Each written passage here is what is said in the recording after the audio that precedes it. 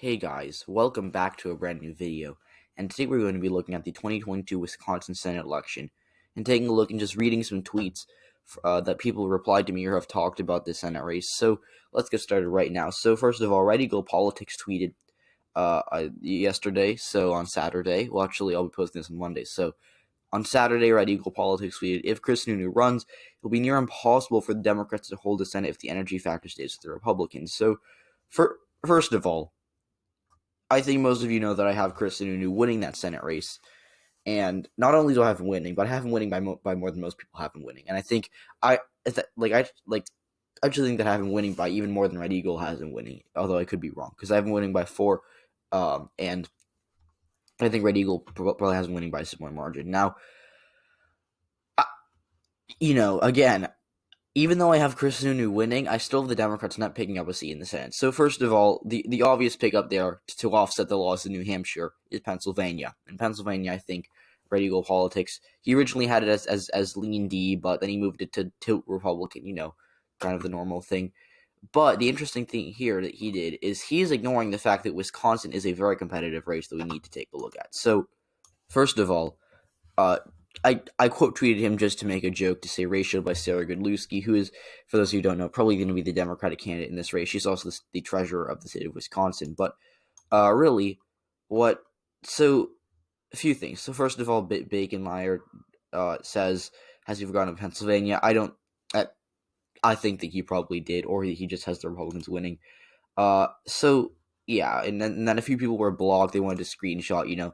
Now this is really important to our discourse. Although, thank you to Amit Sinha for taking a screenshot. But essentially, this is the discourse I'm talking about. That's super cursed. So, again, and if I mention you in this video, I'm not gonna make fun of you personally. I'm just gonna attempt to explain why what you're saying here is wrong in some cases or right. So, Disraelite, I follow him. He follows me.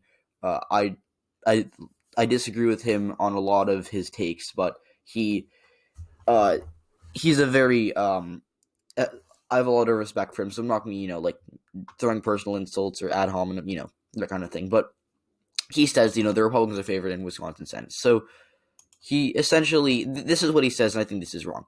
The Democrats don't have the incumbency, plus the trends there are favorable to the GOP, and the WOW counties are even more R-friendly at a non-presidential level. So he's not wrong.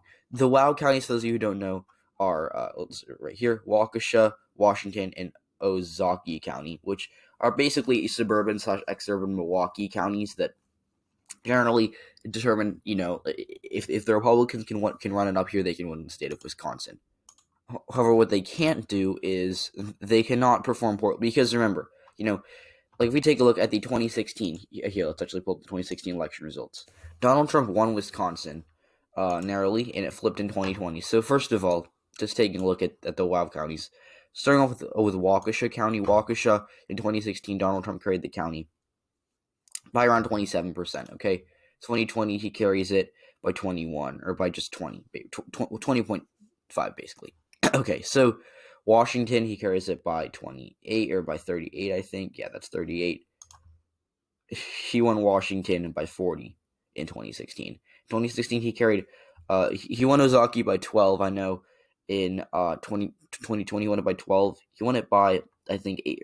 He won it by 19 in 2016. So the WOW kind of shifted to the left. And you can just, if you don't trust my math, you can just see shift. Waukesha, Washington, and Ozaukee all shifted big to the left. Now, Disraelite isn't wrong that the WOW counties are friendlier to Republicans in non-presidential years. Like, if you take a look at the Senate race, where the Democrats did very well in the Senate race, they, Tammy Baldwin won by 11, despite Biden winning the state by 1 2 years later.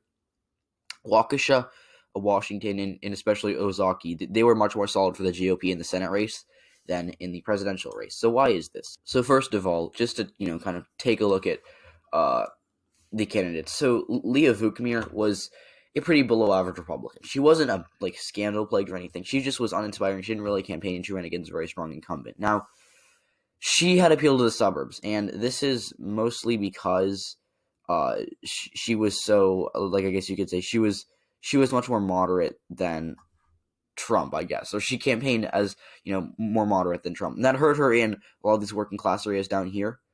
But that helps her in the WOW counties, which are suburbs. So, and Tammy Baldwin was more populist than Joe Biden as well. And Biden known for doing better in the suburbs, whereas Baldwin was more of a working class favored candidate. She still won, obviously, but she did a little worse in WOW. So he's not wrong that the WOW counties are more favorable to the Republicans in midterms. But you can't. Here's my response. Right, Ron Johnson is a very, very polarizing incumbent. Now, if he doesn't run, I think Wisconsin is a narrowly Republican favored race. But if Ron Johnson does run, which I think he's going to, he's an incumbent. He hasn't really announced he's not going to run yet. I think we should see he's going to run, and I think that there are not that many suburban voters out there who are going to say, you know what, Trump was crazy and I voted for Biden, but Ron Johnson is, a moderate, pragmatic politician that I feel comfortable voting for as a center-right person. That is a very small demographic, and I think that especially with Sarah Godlewski, who's not really a working class or a moderate suburban candidate the way Biden or Tammy Baldwin was, I think she can appeal to these voters. And these areas, even if they are more favorable to Republicans in midterms, they're still trending blue. Romney won these areas by more than Trump in 2016.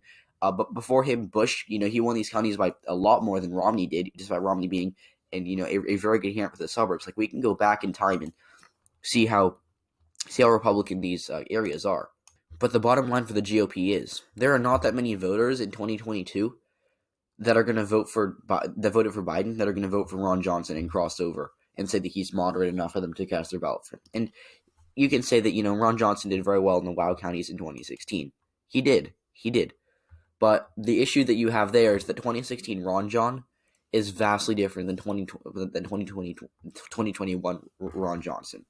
Now, Archit is backing me up here. Again, you can take a look at his reply. He says, in the rurals, yes, but Dane and WOW are still good for Thames. Yeah, WOW is trending to the left. And yeah. Now, Disraelite says the WOW counties are extremely favorable at a non-presidential level, i.e. Daniel Kelly's performance. Now, Daniel Kelly, for those of you who don't know, he ran in a Supreme Court election in April of 2020. He won. This is like a year ago in 2020. It was a special election that the Democrats won by 150,000 votes, so they won by a lot more than Biden. And Kelly did pretty well in the WOW counties relative to Trump. Now, this is the issue that I have with people comparing special elections to midterms or presidential elections, okay? What we absolutely cannot do is, Donald Trump has split the GOP into a moderate suburban camp that did not object to the election results, and a more Trumpian populist camp that believed that the election was stolen. In April 2020, it was the beginning of the pandemic, and Daniel Kelly no one really knew anything about him other than the fact that he was a Republican. And so you had a lot of suburban registered Republicans that voted for Joe Biden. They voted for Daniel Kelly because they didn't know a lot about him. They're just like, I'm a registered Republican. I don't really have a reason to hate on him the way I hate on Donald Trump. That's the bottom line. You can't compare an unknown Republican who has that to their advantage in the suburbs to a very polarizing Republican that may be running in a midterm, but is still not very well liked by a lot of voters in general. Talking about what I think in general, this is the problem that Republicans have. Even with a candidate like Ron Johnson, who has gone very full Trumpian, he is not getting the rural turnout that Trump got. He's also not getting the working class support that Trump got. In 2016, he ran behind Trump with the working class despite having a terrible opponent. He's going to do that again in 2022. He's not going to do very well in these counties that were, they voted for Tammy Baldwin. They voted for Donald Trump. And while like I said, there are not a ton of suburban voters out there that voted for Joe Biden that think that Ron Johnson is a good enough politician to earn their vote.